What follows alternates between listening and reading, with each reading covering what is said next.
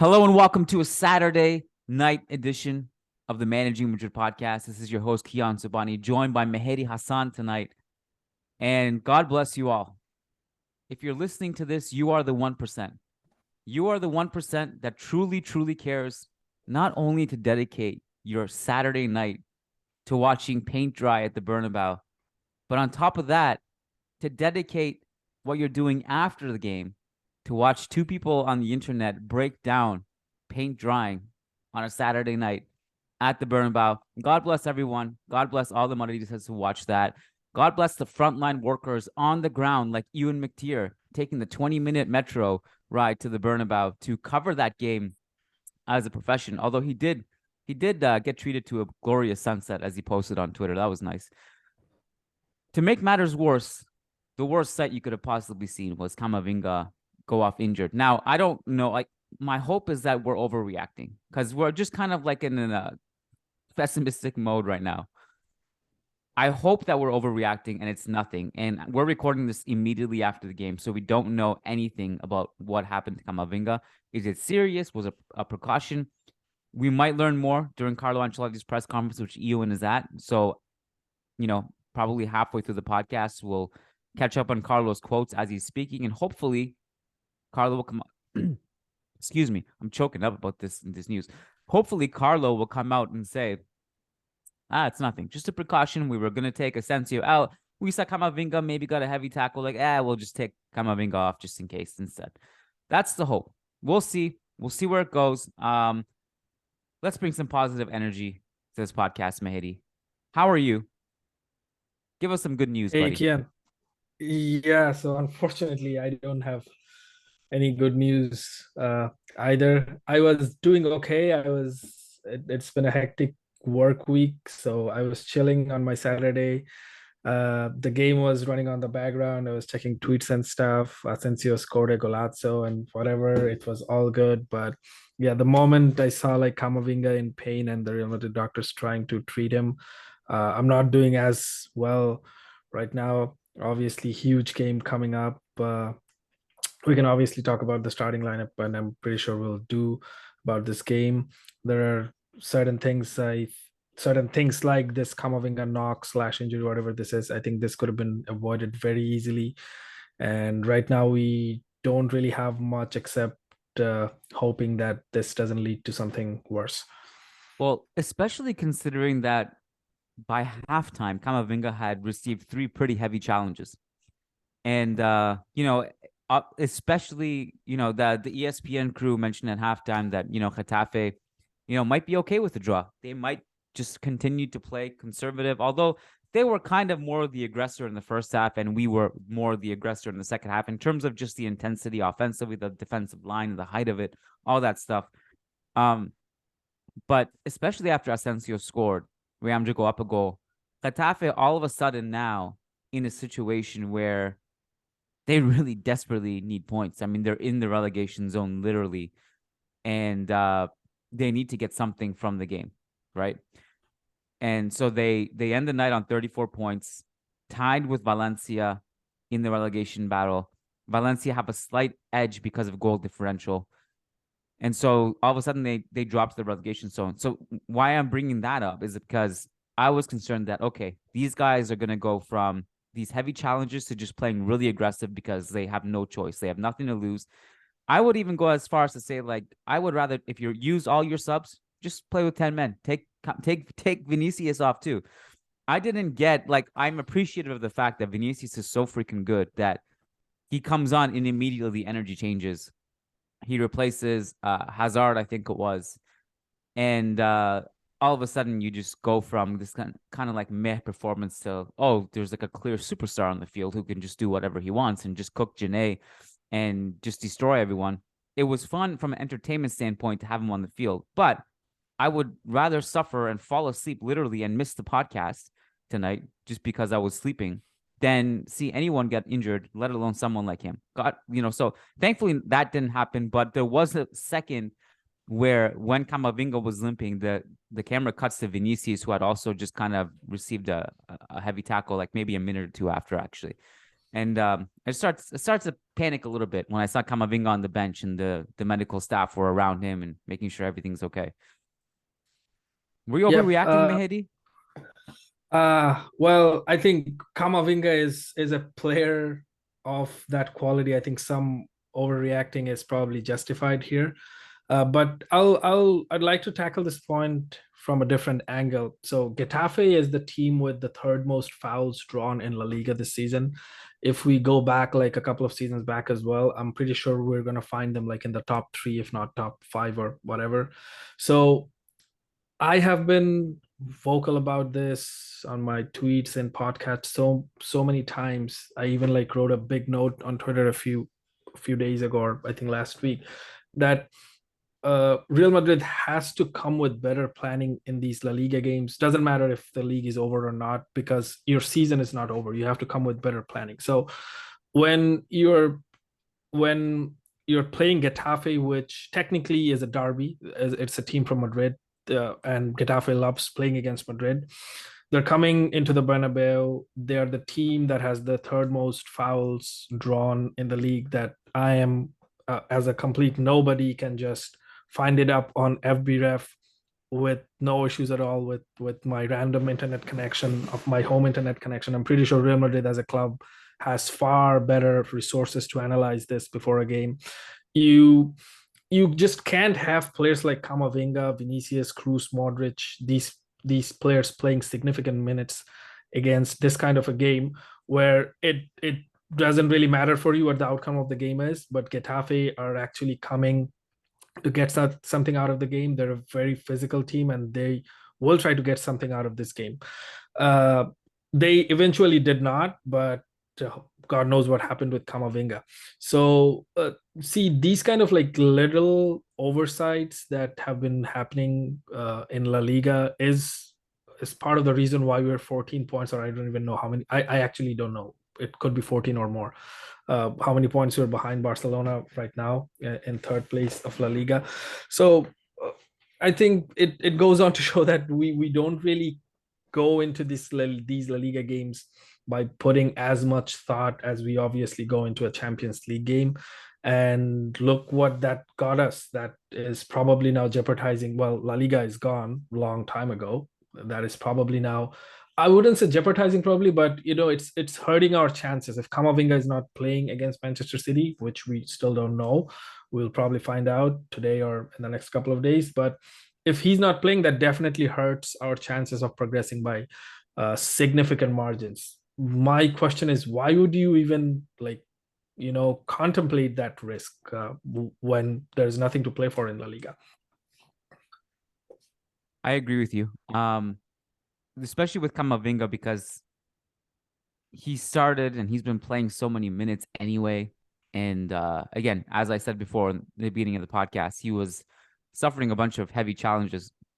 In the case of Vinicius, I also could easily argue that we should just bubble wrap him as well and not even put him on the field.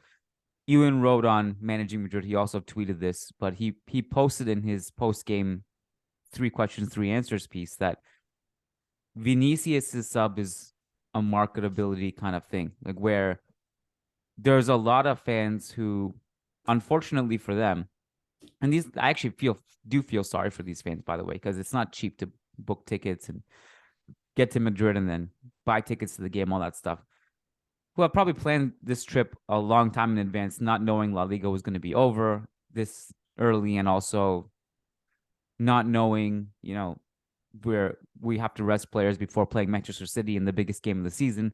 So they bought tickets to this, not knowing that they're not going to see their favorite players on the field. And it's a kind of a respect to them kind of thing to put Vinicius on in the second half. And I get that. I get it. So playing him 29 minutes is in that sense reasonable. There's also the other argument, which is players like Modric and Benzema have both said this publicly, that rhythm is important. It's not just about rest. Sometimes you need to play to sustain rhythm and not be rusty. You can't just take a game or 2 off and then come back like nothing happened. Sometimes you just need some kind of continuity in between.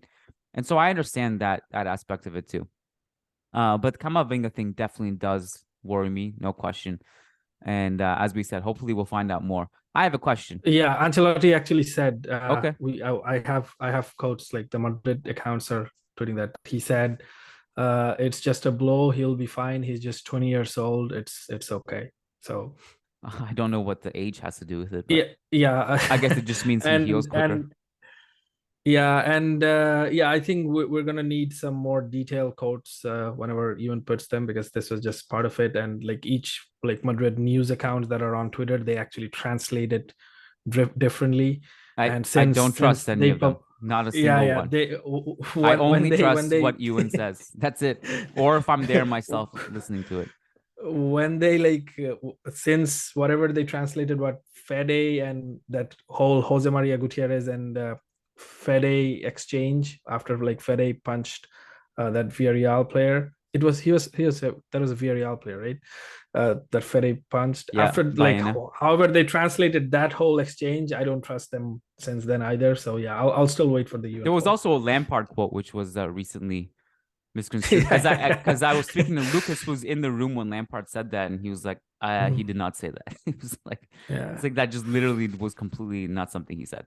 Anyways, okay, so we'll come back to Carlos post game quotes. I did want to say, with respect to the starting lineup, I mean, there are a few interesting talking points. I'll be very honest with you. I did not take many notes in this game, but in part, like, look, I feel like I've been really negative this podcast. I'm sorry if I'm just kind of sucking the energy out of the room. So I'm sorry. But honestly, this game made me really think about preseason. Like preseason started to look really delicious and tasty in comparison to this game. So I actually take more notes during preseason in some part, because there's some interesting things, like a lot of young players on the field, all that stuff. But in a game like this, it was more like, okay, we're giving Hazard minutes. What 5 years from now, when am I ever going to look at my notebook to see what I wrote about Eden Hazard in a game like this? But nevertheless, I was kind of half curious to see what he would look like physically. What did you think of Hazard's performance? I wasn't surprised at his performance. I didn't expect anything better than what his performance was, really. I think Managing Madrid's Twitter account posted a tweet that he only had 29 touches, no key passes, nothing. Yeah, it was as good as Hazard has been for Real Madrid over the last couple of years. But I was happy to see him on the starting lineup than seeing Vinicius, because there were some reports yesterday that Ancelotti doesn't even trust Hazard for this game. He's going to start Vinicius, probably based on the quotes, his pre-match quotes, that he said that we're going to put out a very, very competitive side, because I don't want to give any advantages to Jose Bordalas. But eventually Hazard started, and I think his time was just his role in this game was just to take minutes away from Vinicius, which he did. He took 60 minutes or like 70 minutes off Vinicius's workload. I'm happy with that. I'll take that as a contribution, to be honest, at this point. The most interesting part of today's starting lineup was Rudiger not playing. So I mean, Alaba is not playing because he has a knock. Why is Rudiger not playing? What hints are you trying to give us, Carlo? Because Rudiger basically didn't have any reasons, because he started Mendy, who just came off from an injury, and I think probably had only a couple of training sessions with the team. He started Mendy and not Rudiger at center back and Nacho at left back. So that probably tells us something about the murmurs that we are hearing about the city tie, that Rudiger will start. It doesn't necessarily mean that Militao wouldn't, but for me, from this entire starting 11, I think that was the most interesting thing, that Rudiger didn't start. Why didn't he start? What is Carlo trying to tell us? Yeah, that actually is really interesting. The Hazard point is actually not that interesting when you think of it like the big picture perspective of it. Yeah. But I did want to talk about him really quickly, and I agree with you. Mendy is someone that actually I was interested in seeing what he looked like in his return. Table it for a second. One thing about Hazard is that beyond all the stuff that he just couldn't do offensively, there was a few moments where you could just tell like it's his legs feel heavy. It doesn't feel like he can do things physically. In the 9th minute, one of his first touches of the game, he gets the ball kind of like where Vinicius usually gets on that left wing, and I think it's Janae who's on him, and he tries to drop his shoulder, goes past him like a couple times, and he just looks so slow with those turns trying to do it, and he just eventually runs out of bounds. And this has been Hazard for a long time. This is his game. If he has the ball at his feet, he can control it. He's skilled enough to get out of a little tight space, maybe, and then he can pass it. That's it. That's the extent of his game. That's all he can do right now. And it's just kind of sad to see. It's not even, I don't want to hate on the guy or anything like that. It's sad to see because he just looks brutal physically. He looks a step slow. And it made me think. I remember sometimes I just randomly will think about this game. Real Madrid away versus Celtic, Champions League group stages. I made a tweet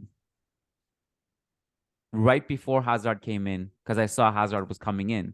I was like, this game is not suited for Hazard. It's too fast paced. You need someone to can really progress the ball, that can go toe to toe with these guys physically. And then Hazard had that famous good game where he did like 3 things in that game. And then everyone was like, "Oh, you were wrong. You know nothing." And I was like, just wait. Just wait. Come back to me in a few months.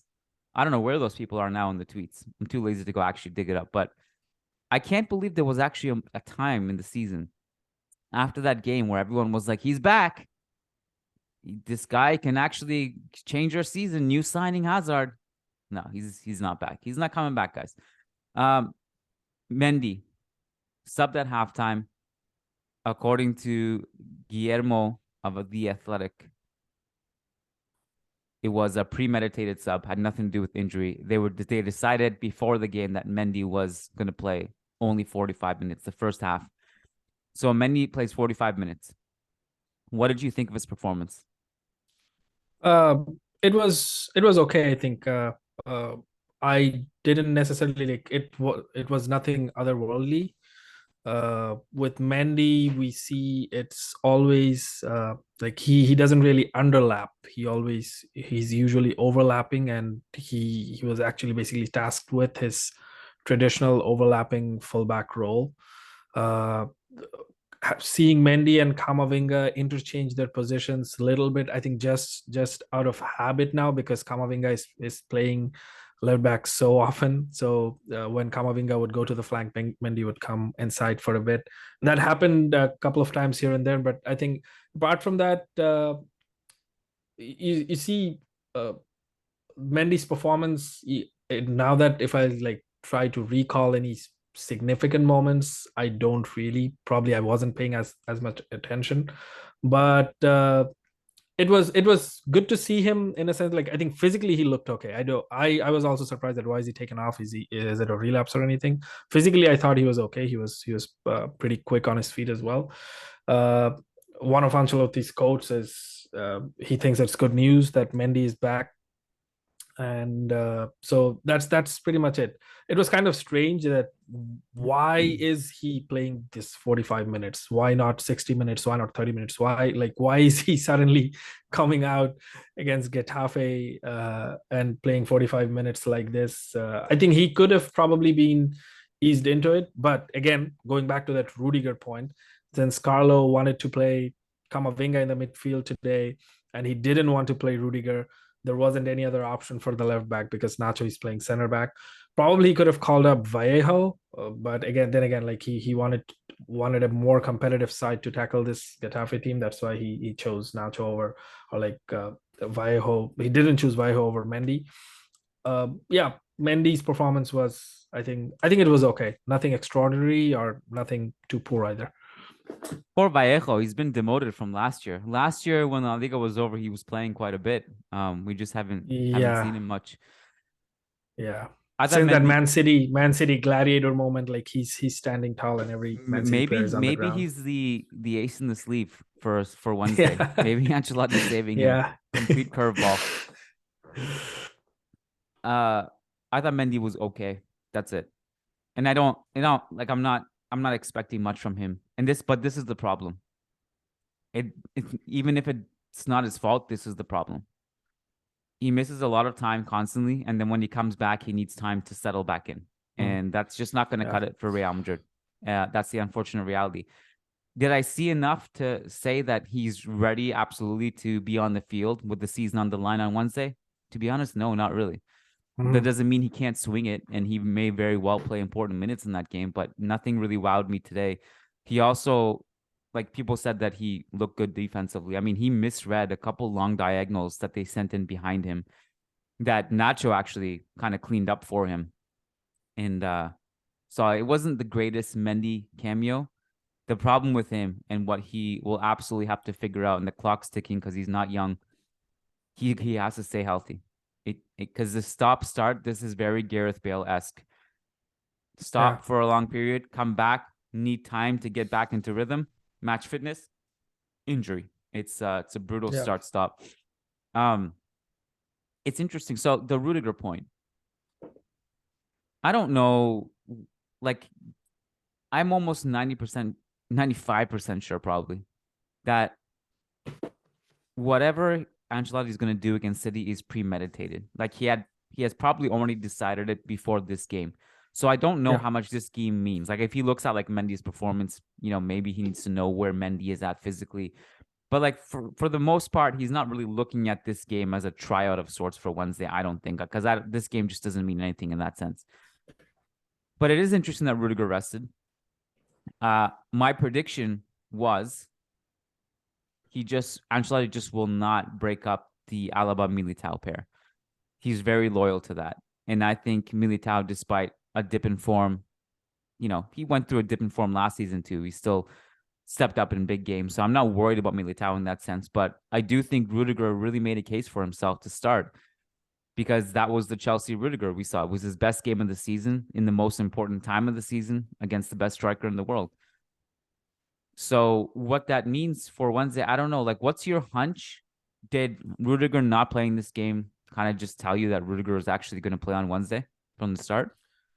Yeah, so what happened was after the City game, right, like the next day of the City game, like Madrid news outlets started to report that someone, quote unquote, close to Ancelotti has claimed that he's going to go with a 4-4-2 against City in the second leg, and the defense would be Militao, Rudiger, Carvajal, and Alaba as left back, and Kamavinga would move to midfield.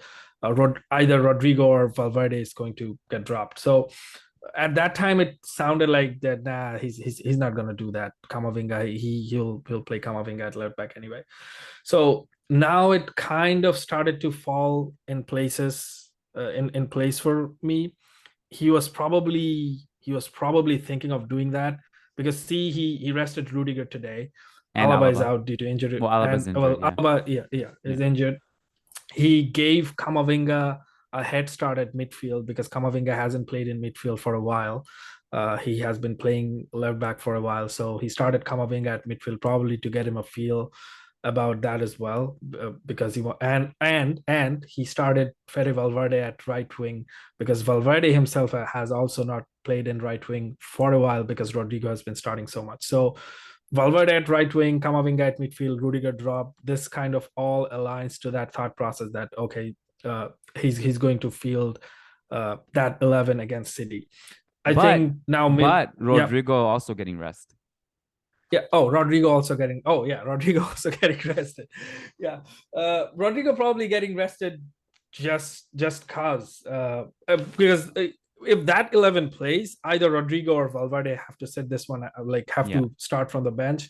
And my thought process regarding this is probably he starts Valverde, because Rodrygo off the bench is a more devastating player than Valverde off the bench. So he probably won't want to have that option, because if you put Valverde, Rodrygo, everyone on the starting 11, you basically don't have anyone coming from the bench if you need that in an extra time or whatever. But so, and also some writing or like some visual making that I've been doing during this week was about City's long balls that we did not see so much in the first leg. City has been silently a very good team in long balls for the past couple of seasons, not just this season. And they have actually spammed as many as 81 like completed long balls in one of the Champions League games this season against Leipzig, and they spammed 73 long balls against Dortmund in this very Champions League season. But their long ball completion count was below their season average for this season. So maybe if Carlo is a bit, circumspect about that if because that they couldn't really do that in the first leg. If they start doing that, who knows? Maybe you want to have Militao and Rudiger as your two like towering center backs. This is just a far-fetched theory. This could be one reason. This couldn't be as well. So yeah, now when I'm thinking about it, I think Rudiger's rest and everything probably suggests that he's going to go with that 11. But I don't know what Kamavinga's injury means for this and how this might change things all of a sudden. So I'm just going to assume for my own mental health, but also based on the logic of Ancelotti's calming post-game quotes, that Kamavinga is going to play. So just Okay. as, I mean, and you mentioned Militao and Rudiger together. I mean, obviously the biggest, on paper, the biggest problem with that pairing is that they're both aggressive in nature. And I don't mean like physically aggressive necessarily. What I mean is they both step up aggressively when trying to intercept passes out of the back and keeping that high line. But obviously it can work. I guess this is just an opinion. And but I don't hate at all the idea of Militao, Rudiger, and Alaba left back and putting Kamavinga in his best position in midfield. But I do wonder how much that is worth benching one of Fede and Rodrygo. I don't know. It kind of feels a little bit too forced for me. I feel like what happened against City worked. Like, I'm not saying it was incredible, unbelievable, we dominated them or anything. It was an even game, in my opinion. Maybe we were slightly better in the grand scheme of things, although that means nothing. It's 1-1. I think 1-1 was a fair score. But I don't know if we need to reinvent the wheel in that sense. And I just wonder, because Kamavinga played really well, I do wonder if Pep will introduce Riyad Mahrez on the right wing to test Kamavinga a little bit more. As someone like Bernardo Silva is great, but someone who can actually break lines with his dribbling a little bit more as a pure winger, maybe that'll test him a little bit more.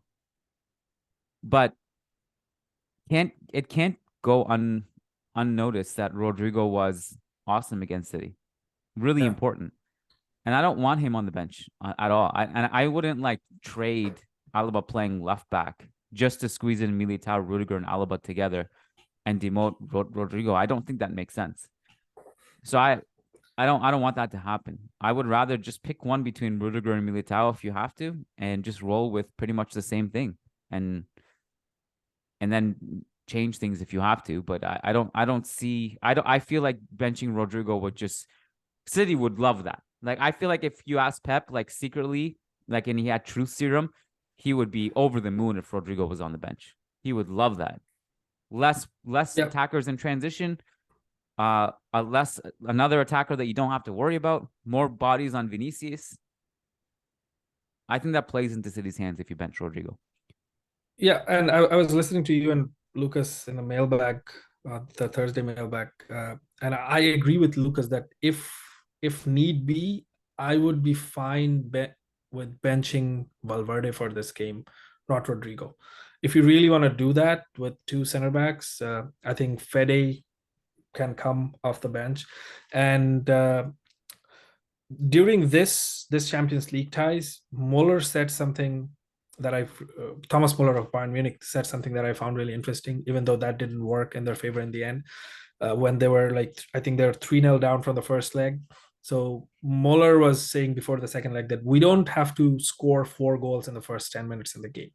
We can tread the waters and then get into the game. So these are very high quality players. Valverde, Rodrygo, Kroos, Modric, everyone. You don't really have to go in with the team that will win you the game right away in the first 10-15 minutes. And all the combinations that we're talking have worked to some aspect during this season.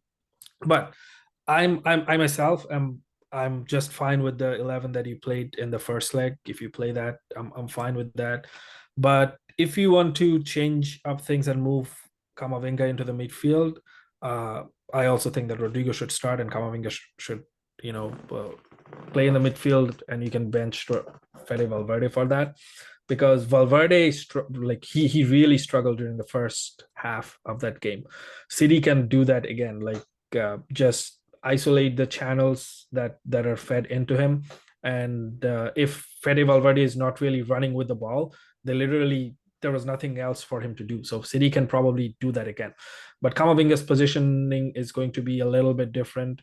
He's going to play more central than Valverde. Modric is going to play on the right, and Modric is superiorly more smarter. He will find those places where Kroos or Kamavinga are finding him. So I'll be fine with that as long as Rodrygo starts, and I'll also be fine with if the same 11 as the first leg plays. Just have him on the field, I guess, is the bottom line. He's super important, but yeah, like he is the most probably undroppable player to me, apart from the obvious Vinicius. He's just amazing. I just want to go back to a few things about this game.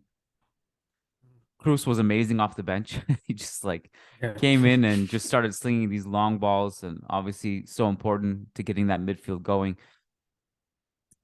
Low key, Lucas Vazquez was actually pretty good offensively. There was a period up until Asensio scored, he was probably the one who was actually actively trying to break lines a little bit from that right back position. But one person we did not talk about yet is Aurelien Tchouameni. What did you think of his performance? Best game in the second half of the season, hands down. And I kind of feel bad for him that he's most definitely not going to be in this starting 11 against City after this kind of a game. For Tchouameni, you and I have actually spoken, however many podcasts I've been, the discussion about Tchouameni from my side has always been that he's not quick on passes. He's choosing the safer option many times during finding a teammate. But today was a different case. I think he was targeting that riskier pass and executing it to perfection. Some of his progressive passes from really close vertical zones where he had to turn, or not even turn, he had to find space between two opponents and tread a progressive pass from really close distance. Those were beautiful to see. I think he got played 20 odd minutes against City, something like that, and he got a really good shot off. Saved by Ederson. Incredible shot. Minutes. I think that fed into his confidence, and that showed today. Today was a really good Tchouameni performance, I thought.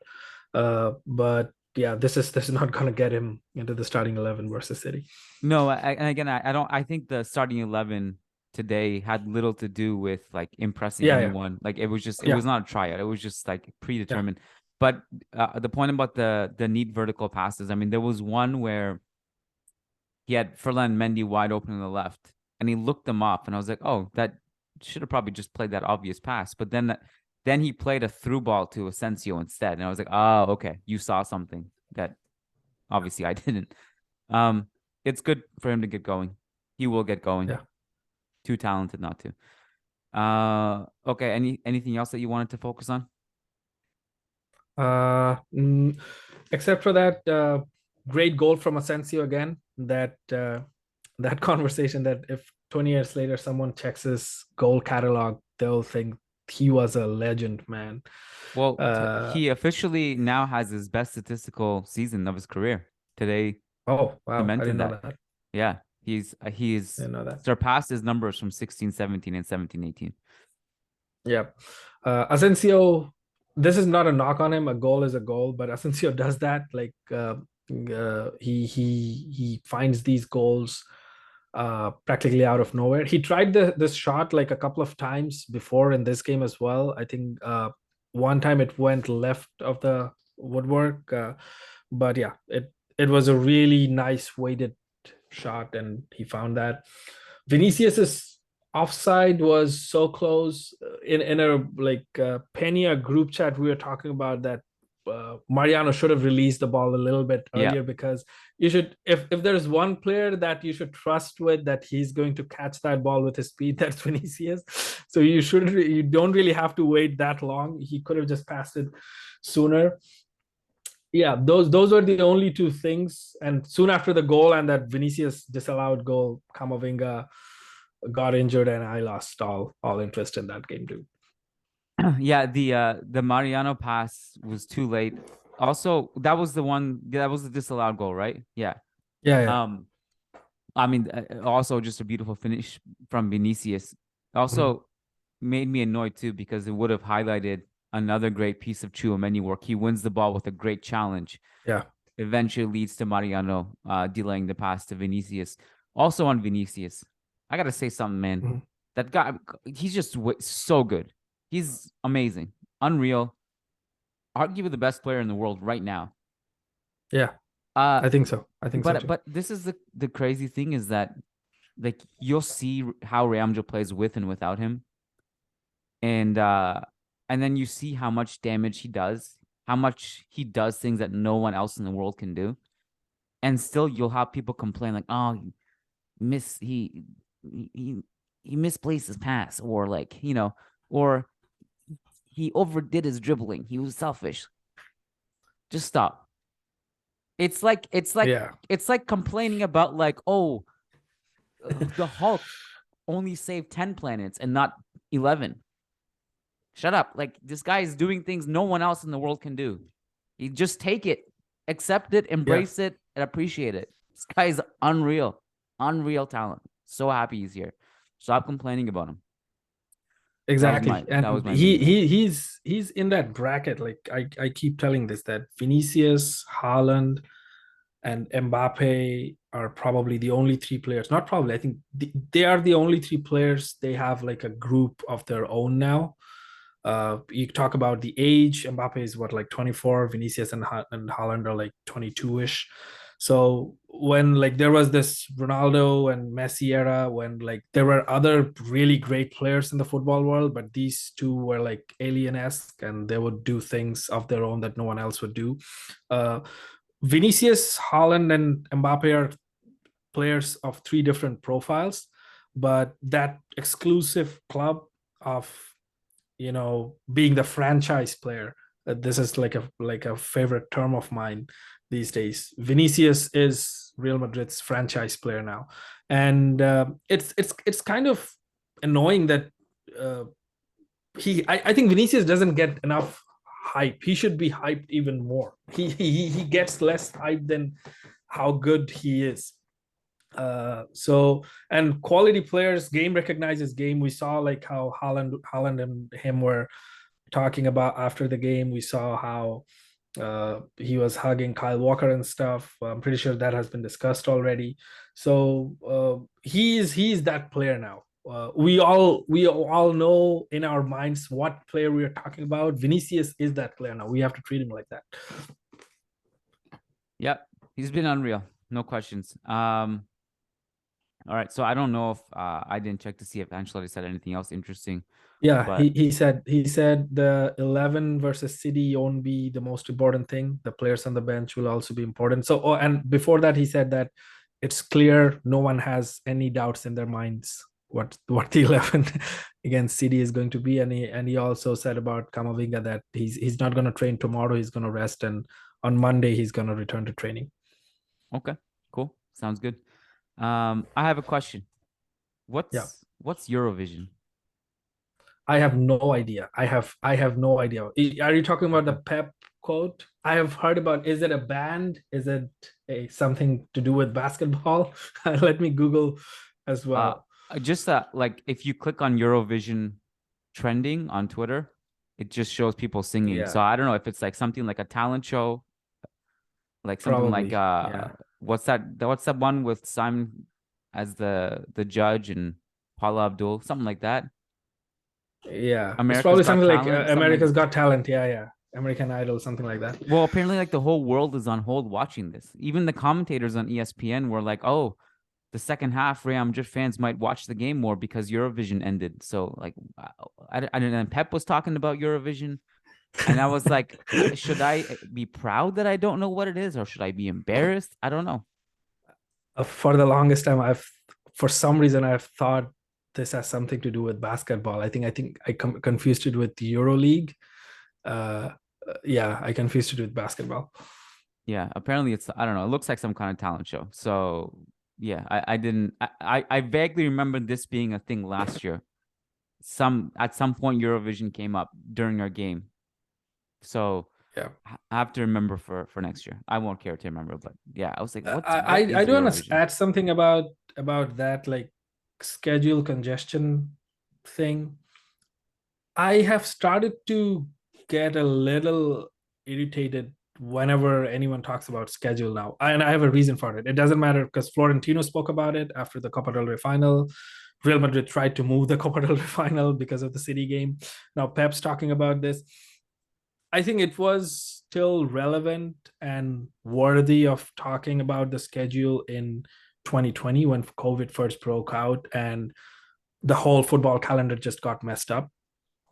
But I think in 2023, it's kind of boring in a sense. I'm not saying that talking about this is wrong. It's boring because what's changing? Nothing. Florentino talking about the schedule, is UEFA or La Liga or RFEF, anyone taking any of this into consideration? No. Pep talking about the of his schedule, like why they're playing on Sunday and Real Madrid playing on Saturday. They have a game on Wednesday against each other. Is this reaching to anyone at UEFA, at FIFA, at La Liga, at Premier League? These guys don't care. I think so. I think it's time that we realize that the schedule is just going to be mad, and you just have to put up with it. So whenever like Klopp and Pep probably do it the most whenever it's inconvenient to their team. It was surprising that from Real Madrid, it's not the manager, the president itself is talking about it. But I find it a touch boring, simply because of the reason that talking about this is not going to change a thing. It's probably only gonna get worse rather than getting better. Well, to be fair to Pep in that press conference, I think it was yesterday. He was just asked about it, and he also said in that same press conference that I've admitted defeat. I'm not going to fight it anymore. It is what it is. But the thing is that like money talks in these situations, Yep. right or wrong. And Kroos has said this. Kroos has been Kroos has been trying to champion for this. Like, stop playing so Yeah. many games. Start consulting with the players. Stop running us into the ground. Mhm. We are not objects. We're not like your plaything that you can just make money from us and we have to run around like some kind of puppets. Now they are being paid handsomely, but I mean, some of this stuff can be prevented. Like in the NBA, there's a players' union, for example, and there is a Mhm. players' union that exists in football, but it's impossible in football to actually make change in a lot of ways because Yeah. there are so many entities. There's a UEFA, there's a La Liga, there's a federation, and then there's FIFA, and then there's all these things, and they're all just piling games on the calendar, and it's insane. I don't see it changing anytime soon. Yeah. Basically, the more games, the more things that you can play for, the more money you make. The more money you make, everyone is happier. Apart from maybe, I don't know, whoever's not happier with more When money. Pep says this, I always find it like super hypocritical because this season's football schedule, like overhaul congestion, is mostly due to the World Cup. Pep is literally an ambassador of Qatar. So you are like you are an ambassador for the reason who has caused that congestion, and then you're talking like he doesn't understand why they're playing on Sunday. That's kind of funny to me. Well, the other aspect of this is that City are one of those teams that really can't complain, in part because they have spent so much money creating all the depth in the world so that they can go deep in these competitions and Yeah. can take advantage of the schedule like no one else can because they have insane depth with all the players they've signed. So Yeah. there's also that. Uh, Like if Haaland doesn't start, he will probably have to start Julian Alvarez against Everton. There are like at least there are so many teams who would have Julian Alvarez as their like first choice number 9 in Europe. So he's City's second choice. So like the wolf crying from Pep is funny. I mean, we can't even talk either. We have Jesus Vallejo who doesn't even play. How many Yeah. how many defensive lines would Jesus Vallejo just walking through right now? Doesn't even play. Yeah. Crazy. Mehedi, we're going to wrap it up here, but I did want to just give some housekeeping for our listeners. So we have Castilla Corner episode also going up tonight as a separate podcast. That's for free. And then we are squeezing in some City content before the game, I'm sure, but I'm also traveling to Manchester, so I don't know how much I can do. So we'll see. It's possible I may not be able to swing anything, but what is absolutely not up for debate is Wednesday after the game, after I leave the Etihad, I'm going to hop on Zoom and we'll try to get as many Managing Madrid staff members as possible. I mean, last time, the first leg we had Mehedi jump on, we had Ewan, we had Ruben.